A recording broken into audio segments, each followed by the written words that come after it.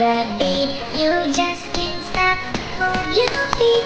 We can get the party started, so let's go. Oh, oh.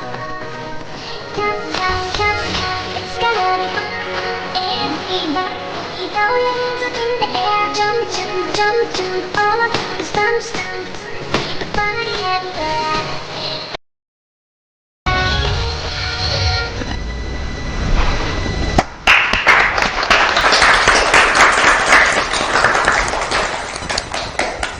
E falenderojmë Amandën për këtë surprizë kaq të bukur dhe ju uroj suksese të mëtejshme. Realisht jam i surprizuar, gjithmonë Amanda më surprizon me surpriza të tilla. Edhe unë. Realisht është një fëmijë që unë e kam pasur shumë për zemër dhe vazhdoj ta kem pavarësisht se nuk i jap mësim, por që kam besim që me talentin dhe me vullnetin që ajo ka dhe me dëshirën shumë të madhe ka për të ecur dhe dua një duartërpitje për Amandën, sepse realisht e meriton.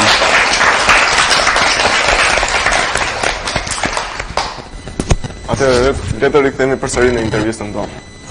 Ku lindi baleti klasik? Baleti klasik ka lindur në Rusi.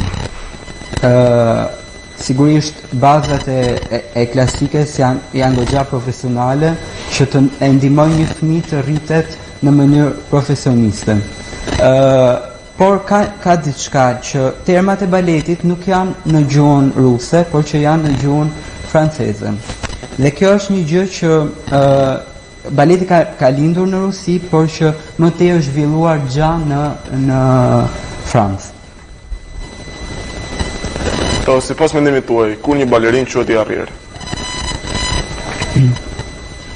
Atëherë, unë kam një parim që e mira nuk ka kur fund. Domethënë unë nuk mund të them dot që dikush është shumë i mirë, dikush tjetër është më i mirë se ai që është më përpara shumë i mirë.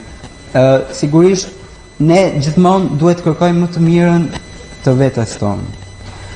Patjetër që baleti ka nevojë për shumë punë, nuk në kuptimin që punë sistematike, por që mos ngelet kjo punë të shoqërohet sigurisht me shumë vullnet, me shumë pasion, me shumë dëshirë dhe mbi të gjitha me një dashuri, sepse unë mendoj që nëse gjërat nuk i bëjmë me dashuri, atëherë nuk ka rezultat. Po sa ndikon ushtrimi i baletit klasik në shëndetin e fëmijëve? Patjetër ndikon shumë, sepse baleti sigurisht të zjat, domethënë nëse ti di të punosh në mënyrën e duhur dhe në mënyrë profesioniste dhe me detaje me fëmijët, duke marrë fëmijën që në moshë të vogël dhe e punon duke filluar që nga këmbët, qafa, shpina, krahët, të gjitha pjesët e trupit ashtu si duhet, patjetër që ka shumë ndikim të mirë sepse normalisht e ndihmon atë të zhvillohet akoma më shumë, por jo vetëm në anën fizike. Atë e ndihmon shumë që të zhvillohet shumë nga ana psikologjike, të zhvilloj imagjinatën, të jetë i socializuar me të tjerët, të shkatësohet, domethënë ka shumë kompetent kryesor që një fëmijë i nevojitet që të merret me balet dhe të zhvilloj jetesën e tij nëpërmjet artit të baletit. Po sa bashkëpunues janë këta të fundit me njëri tjetrin?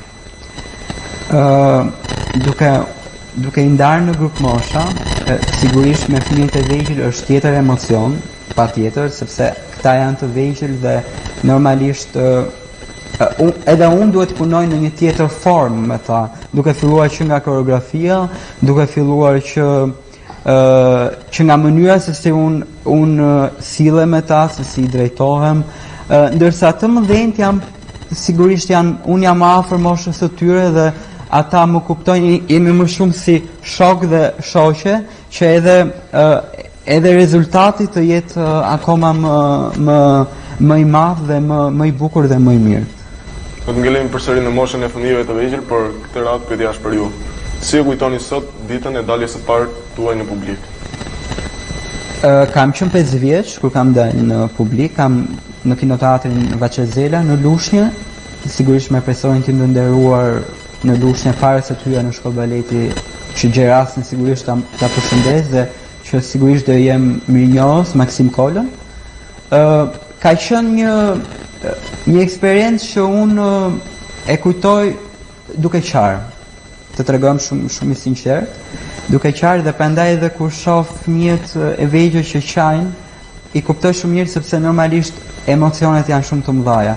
Por e qara nuk ishte sepse unë nuk doja të kërceja, e qara ishte sepse unë e ndjeja veten përpara një përgjegjësie shumë të madhe.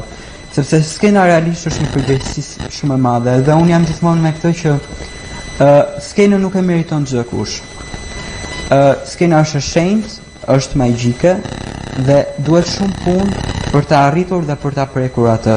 Eksperienca ime e parë në skenë ka qenë një eksperiencë e cila më ka bërë të kuptoja që unë realisht e dua këtë gjë që po bëj dhe realisht e dua shumë skenën. Dhe sot e kësaj dite pavarësisht se unë jam më shumë në kategorinë e koreografisë dhe në mësuesi, por që unë nuk e kam lënë kurrë skenën, sa herë që mua më jepet mundësia që të kërcej në për projekte të ndryshme, asnjëherë nuk i them jo, sepse pasioni im i parë është baleti, pastaj me baletin ka ardhur, është kultivuar më vonë pas kalimit të kohëve edhe koreografia dhe mësuesia.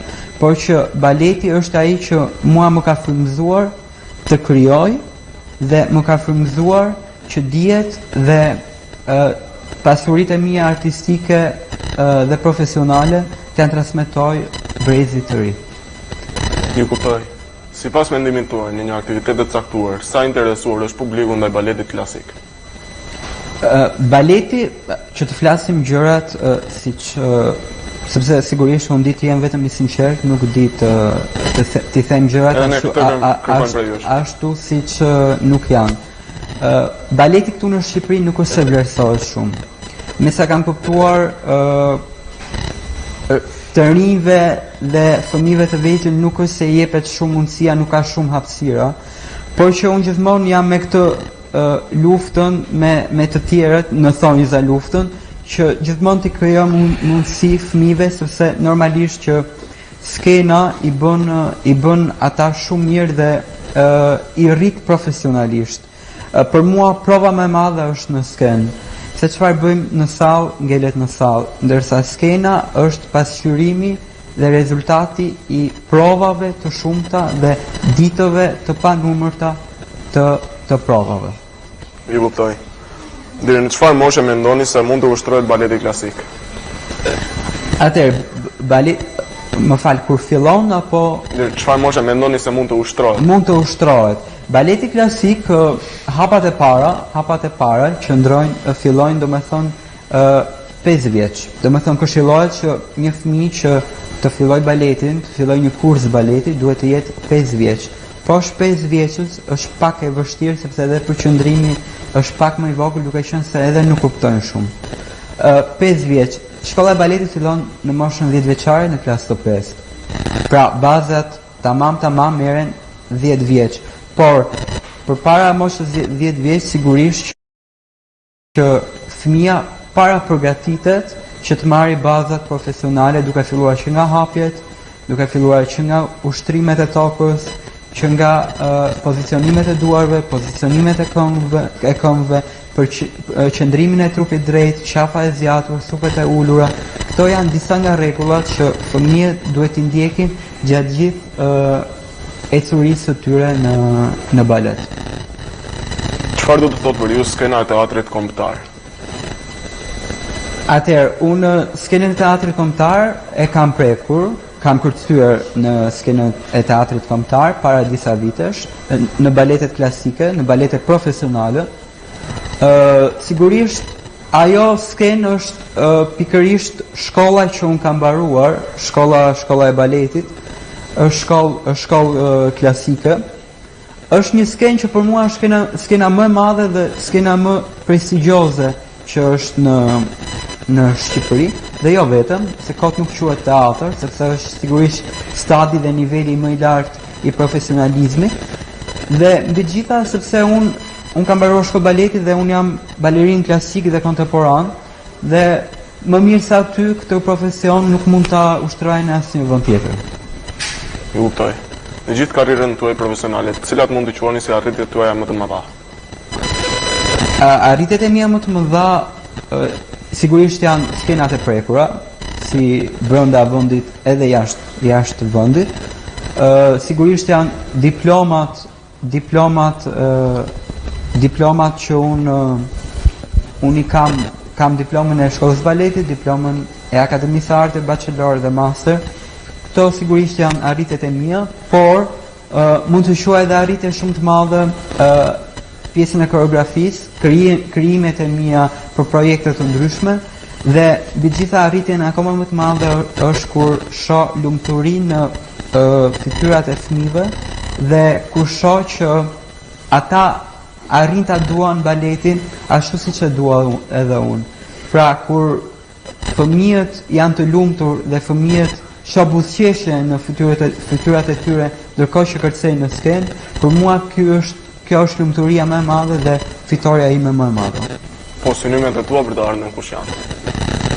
Synimet e mia, shumë thonë që duan të largohen nga Shqipëria për x arsye, ja ekonomi të mirë, sidomos tek pjesa e baletit që sigurisht nuk ka shumë të ardhme të mirë ekonomike, sepse duhet thënë kjo gjë, normalisht është një art që për mua jo se e bëj unë, por janë të vetëdijshëm shumë të tjerë që e bëjnë, që është arti më i vështirë, sepse ka dhe lodhjen fizike, ka dhe lodhjen psikologjike.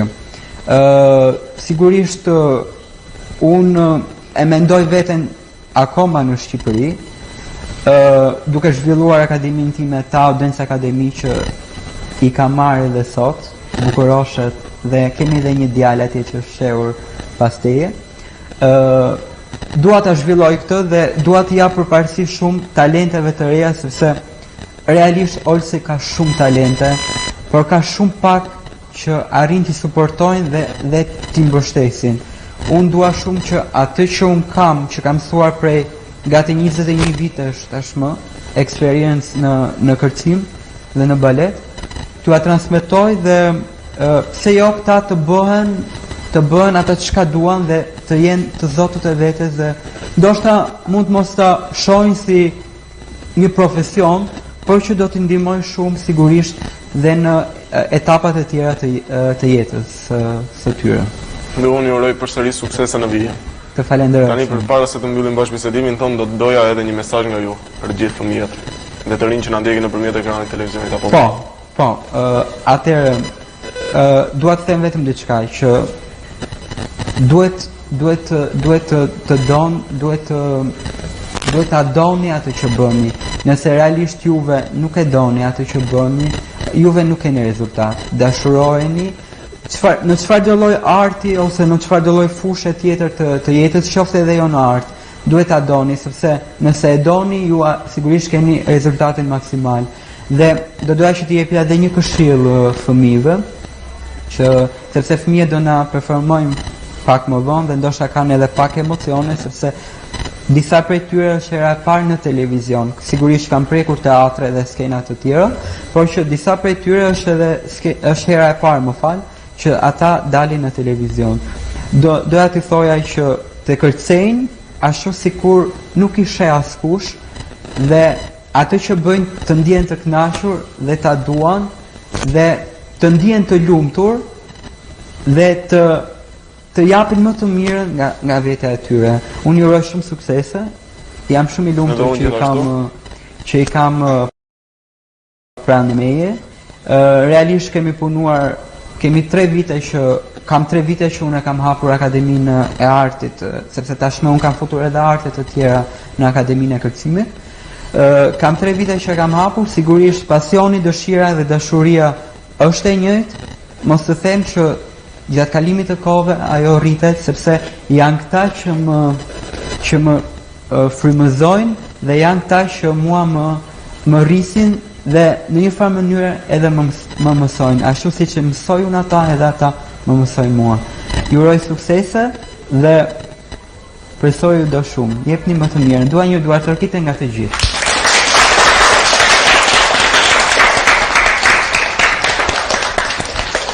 Unë të falenderoj shumë për këtë mesazh kaq domethënës. Tani do dohet të thërrisja në skenë personazhin tonë Pandreshëm, i cili jetë ai ka dëshirë të bëjë një bashkëbisedë me ju. Nëse se jemi gati ta mirëprisni. Jemi gati ta presim. I Pandreshmi. Përshëndetje të gjithëve. Përshëndetje. Përshëndetje. Më falë se çova po lule. Nuk ka problem. Unë doja t'i takoja gjithë fëmijët, pasi janë si engjëll, do të thënë, njëri më i bukur se tjetri, por nuk na lejon të korona. Atëherë unë nuk do ta zgjas më shumë, por vazhdojmë direkt në pyetje. Po, jam gati. Atëherë, pyetja ime e parë për ty është: kur u hap trupa e parë e baletit në Shqipëri? Trupa e parë e baletit në Shqipëri u hap në vitin 1956. Faleminderit. Pyetja ime e dytë për ty është e njëjta gjë, por vetëm dua të di për Kosovën.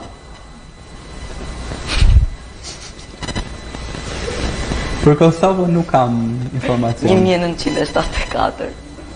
Nuk kam informacion sepse realisht nuk e kam studiuar baletin në Kosovë, kam studiuar vetëm baletin në Shqipëri. Prandaj edhe nuk kam informacion të saktë. Faleminderit. Ishte kënaqësi që bashkëbisedojmë. Faleminderit edhe për pyetjen e dytë që ishte shumë Shumë më gjetët atë që nuk dija. Faleminderit. Faleminderit juve, suksese. Bashkë do takofshim putatën e ardhshme. Mirupafshim. Po, unë edhe një herë të falenderoj që pranove ftesën dhe bët pjesë e emisionit tim. Jeni mirëpritur të herët e tjera.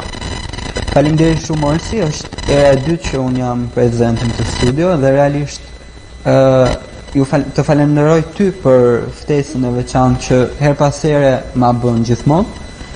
Sigurisht sa herë që të më jepet mundësia dhe unë do jem përsëri në studio dhe realisht të falenderoj shumë nga zemra.